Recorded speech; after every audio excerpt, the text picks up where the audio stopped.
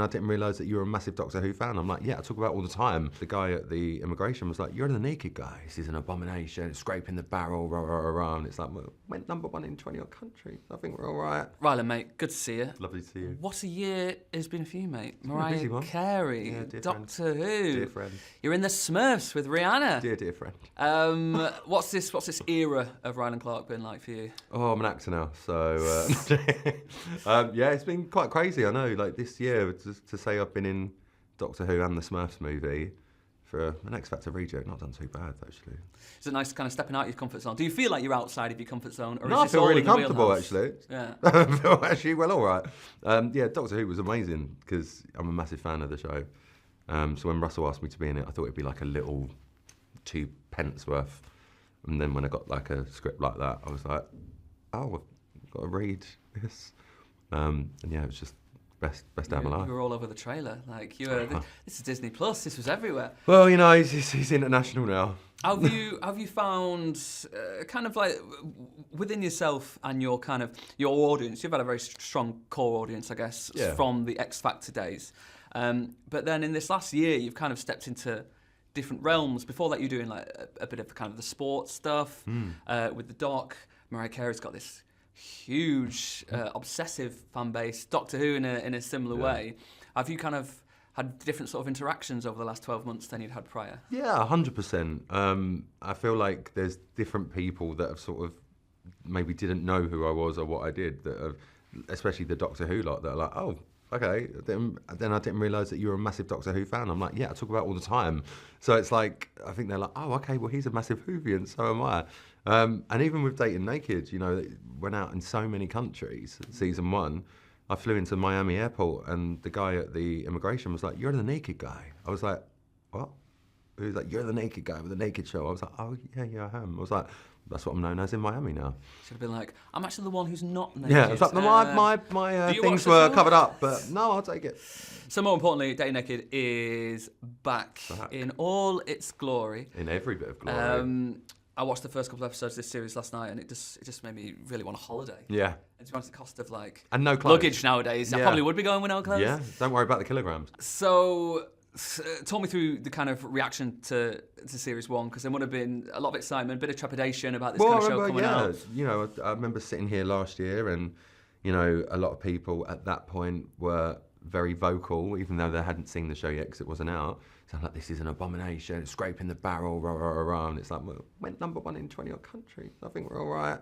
But yeah, it's just done amazing. And the fact that we've got to come back and do season 2 in a new location, Panama, was amazing. New daters, new house, new creative consultant. It's just been really, really fun. And this season has been so much more twist and turn than season 1. So I think the daters in this season probably thought they knew what was going to happen or how the show would run. No, not at all. So how different is this going to be? Like, was there pressure? Whenever you're doing kind of reality TV, there's a pressure to go bigger and louder and more brash and more crazy each time. But I think the kind of the USP for this particular show, aside from people just being stark bollock naked, was supposed to be like the more intimate, you know, it's not just crazy, it's how people perceive themselves and trying to be themselves. So how do you balance that? One pressure to make it bigger, louder, extreme, and another pressure to keep it this kind of intimate, interesting kind of character study, social experiment. For us, and for me as well, and the rest of the team, we wanted to keep Dating Naked the core of what it was, and it was an experiment to understand how people get to know each other. The reason why they were naked, that we said all the time last year, was because it's dating laid bare. There's no inhibitions, all clothes are off. You're not scrambling to get someone's clothes off to see what they look like or anything like that. You just want to get to know the person. That's what it was, and that's what we proved last year. So we're like, right, it works. So now let's do all of that again with a new set of daters, but let's just throw a few little twists and turns in along the way so they don't know what's around the next corner. And my goodness, there was a lot of corners. There was a lot of corners. A lot of crevices and as well. And a lot of crevices, a lot of cracks. Tell me through how this has kind of affected your brain? Because I think last time we spoke about this, you said in the first 5 minutes you're like naked, naked, naked, naked, naked, boobs, balls, etc. Then 10 minutes in, you kind of forget about it. So now you've had 2 years of this.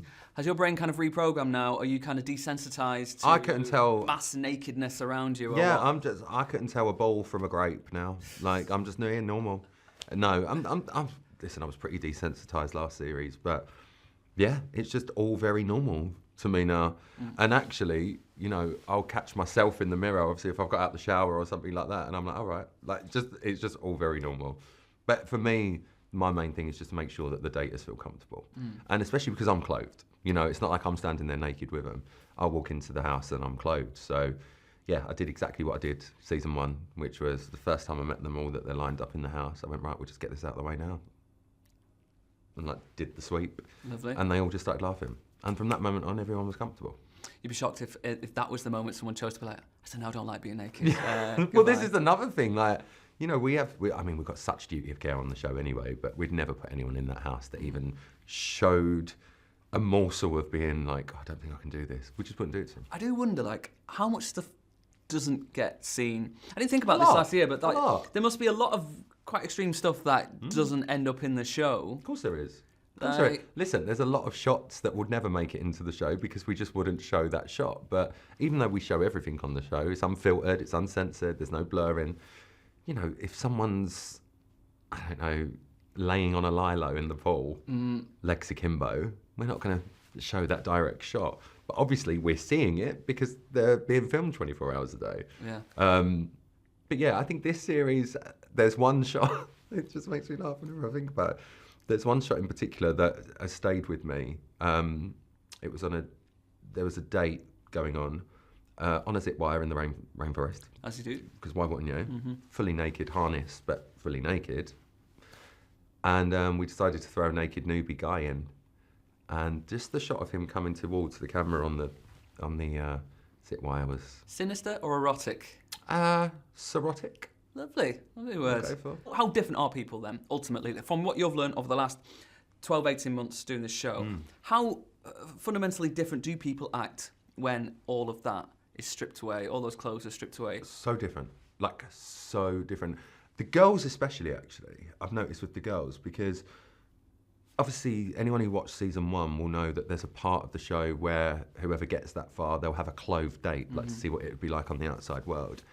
And you see them like panicking about what they're going to wear, when in theory it don't matter because you've been naked all this time. Yeah, it's really, really interesting. I think with them being naked, it's just a lot more raw is the only word I could use it. You've got nothing to hide behind. Yeah, the girls will still put a bit of makeup on and stuff like that, or do their hair, but a lot of the time they're in the house, they're in the pool, they're out the pool. They're just very real. Like, what you see is what you get with them. And I feel like there's nothing to hide behind anymore. So you've only got the option, and there's nothing else to see. You've seen it all. Like, literally been there, done it. It's like there. Seen every part of you. So what haven't I seen and what don't I know? Well, it's more about you. So then let's get to know you. And then the conversations that stem from that, well, we proved it last year. And speaking about getting to know you, let's get to know Rylan. Has Do there you want me been to take any... my clothes off? I want you to take clothes off, basically. I'm going to stare at you for just a minute, wait until you laugh, and then we'll crack on. Series 3, we're going. Have you had any kind of personal revelations during this show? Being around these people, seeing the way they kind of, their relationship with their own bodies, or things like that. Has there anything that's kind of sparked for you that's kind of changed the way your own relationship with your own body or anything like that? Yeah, I think so. I think, you know, you watch shows like this, but especially with Dating Naked, and you think, oh, the guy with the biggest thing, or the girl with the biggest boobs, or this or that, they're the ones that all the boys are going to be fighting over. That's the one that all the girls are going to be fighting over. And actually what you find is, because of the whole, if they were clothed, I think you'd be right. If they were clothed, I think that's exactly what would happen.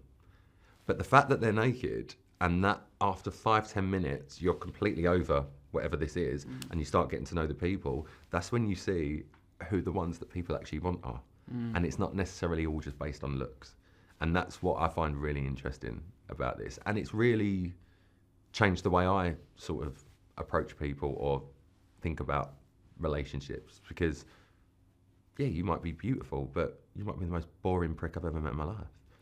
Like, you will kill me of boredom. I will die of boredom. But you're nice to look at. But actually, that's not what I want. I want someone who's going to make me laugh. I want someone that literally you will say something and I will like cackle laughing. And I'll die laughing, then I'll be happy. Well, it's good to see you, buddy. See. Hopefully I'll catch up with you next year after Series 2. We see what kind of new... Hopefully I'll be hosting naked then. Indeed, we shall see. We'll see what's in your rider. Now you're an actor. Yeah, I'll show you all my rider. And cut there. Cheers, bud. Thank you, mate.